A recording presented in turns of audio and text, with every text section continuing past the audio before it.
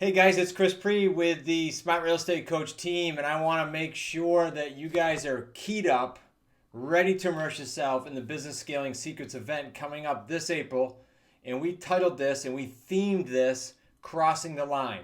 Because if you haven't seen the messaging yet, jump over to bizscaling.com. But here's the thought, guys. Here's the fact. What gets you, what gets me, what gets anyone in their business to $1 million is entirely different than moving from a million and up. And if you're in that solopreneur mode, which I was for years and years, wondering how can I get to a million and cross the line, this event is for you. Now in this quick clip, I just want you to kind of peer over my shoulder where Zach and I were talking to two of our certified coaches. It was actually while filming a podcast. And we're going to talk about what roadblocks they see in their students and how they help them overcome them. Super important nugget for you. And then as a reminder, you're going to get a whole bunch more of this and of them and of other amazing coaches and students in real live in the trenches information by attending the 2-day virtual event, Biz Scaling Secrets. Go to bizscaling.com. Cool. So about 13 people between the two of you. So you're touching a lot of people. Let's start off with in those batches of people, they're presumably new. Most people we bring on are new to the real estate world, not all. What are some of the bigger challenges you've seen when they get out of the starting gate? And then maybe we can piggyback that with what we're doing to help that out. And Zach, I'm sure, can chime in. Well, I mean, I'll start off. I mean, I think the first thing that I consistently run into with new associates is just the mental roadblocks that get in their own way. I mean, we give them all the tools to that are right in front of them, right, to get over pretty much almost any scenario, and then they have us, of course, to help them if there's nothing there to get them across that hurdle. Um, but more of a just a confidence thing in the beginning, right? And that just comes with reps and experience. The more calls you make, the more people you talk to, it becomes repetitive over a period of time, and that's how you build your confidence, right? And pretty soon everything becomes second nature. So I think that's the main thing that I deal with in the beginning. It's just building that confidence and getting over the mental roadblocks.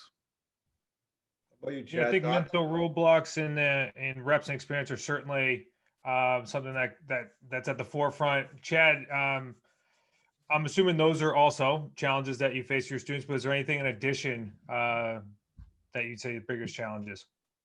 Um, um, Time blocking. Understanding that you've got to. Most of all of my starters have either a W-2 or another business that they're running, and so they've got to learn how to fit this into their schedule. Fit it in with their business, fit it in with family. Um, so that's the other big thing that we deal with. All right, so everyone's juggling this thing. It's like a big issue with listeners. I know it is. So you guys both are juggling family. You both had a job, then you had a transition. When I say had to, you chose to transition to full time. That wasn't easy. And Chad, you even more so with two kids and a single dad. I mean, there's a lot going on. So we always get the question, what if I'm part time? What if I have family? Okay, you guys are both all over that. Well, I think first and foremost, I think it's more of a confidence thing.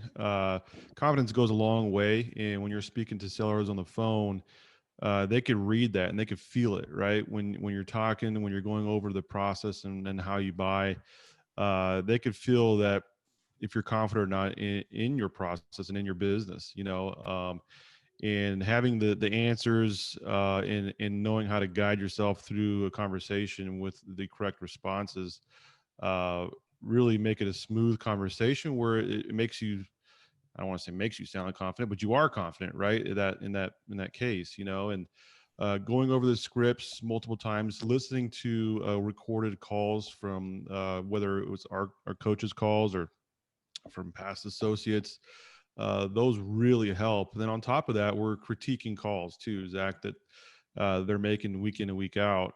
They're sending, I would say, 2 to 3 calls, I would say, per week.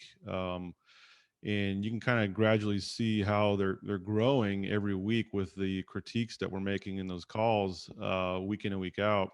I think for me personally, that was the biggest thing that helped me grow at a faster pace, by just making those small tweaks in the conversations and on the phone that I'm having. It makes a big difference, and then you get comfortable with it, right? Because you remember it, you're taking action on the changes, and pretty soon it's become second nature. And then, like I said, that will build your confidence going forward. So critiques, listening to recorded calls from past associates or coaches, are probably the two biggest things that help expedite that growth.